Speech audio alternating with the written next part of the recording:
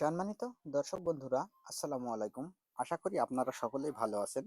আল্লাহর রহমতে আপনাদের দুয়ায় আমিও খুব ভালো আছি। ৫ বেডরুমের বাড়ির এতটুক পরিমাণ কাজের জন্য ফাউন্ডেশন থেকে এই ফ্লোর ঢালাই পর্যন্ত কত টাকার মালামাল লেগেছে ও কি, কি মালামাল লেগেছে সবকিছুই জানতে পারবেন আজকের এই লং ভিডিও থেকে।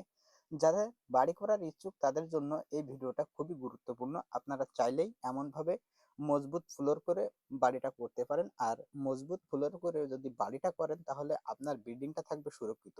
দর্শক, তাহলে জেনে নেওয়া যাক আমাদের এতটুক কাজের জন্য কি, কি মালামাল লেগেছে। আমাদের রড লেগেছে ২৬০০ কেজি, ২,১০,৬০০ টাকা এবং সিমেন্ট লেগেছে ১৬০ বস্তা, ৮৪,০০০ টাকা।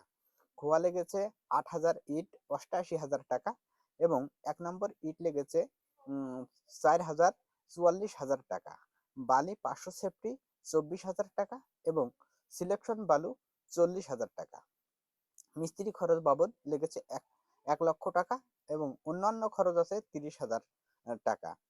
অতএব আমাদের হিসেব করলে আমাদের খরচটা এসে দাঁড়ায় ৬,২০,৬০০ টাকা। আমাদের এই ৬,২০,৬০০ টাকার মধ্যে আমরা কিন্তু এতটুক পরিমাণ কাজটা করেছি। আপনারা যদি চান তাহলে এমনভাবে ফ্লোরে রড বেঁধে কিন্তু ঢালাইটা সম্পন্ন করতে পারেন এই মালামাল এবং এই টাকার ভিতরে। দর্শক, এখানে যেভাবে আমরা ফ্লোরের রডগুলো বেঁধেছি আপনারা একটু খেয়াল করে দেখলেই কিন্তু বুঝতে পারবেন যে আসলে ফ্লোরের রডগুলো বেঁধেছি কিন্তু আমরা ৫ inch by ৫ inch.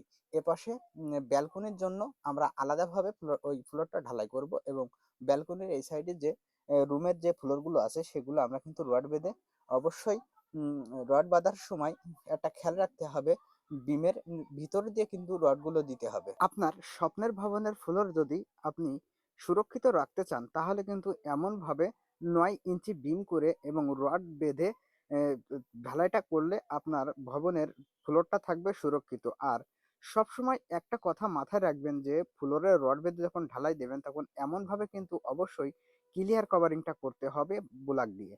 R clear কভারিংটা যদি ঠিক থাকে তাহলে আপনার ফ্লোরটা থাকবে মজবুত ও টেকসই। তাই যখন আমরা এমনভাবে ফ্লোরটা করব তখন অবশ্যই আমরা কিন্তু রড বাঁধার পরপরই ক্লিয়ার কভারিংটা করব এবং ঢালাইয়ের আগ দিয়ে আমরা কিন্তু আরো একটা গুরুত্বপূর্ণ কাজ করতে হবে, সেটা হলো যে লেবেলিংটা সঠিকভাবে যদি করতে পারেন তাহলে আপনার ফ্লোর থাকবে চিরস্থায়ী।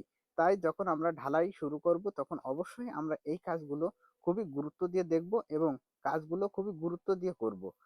তাতে করে আমাদের স্বপ্নের ভবনটা থাকবে অনেক মজবুত।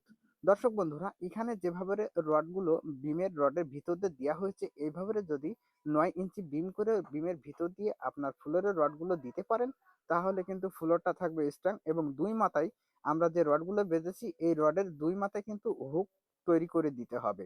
তা না হলে কিন্তু আপনার আ রডটা কিন্তু টেকসই হবে না। অনেক সময় ভূমিকম্প আসলে ওই হুকে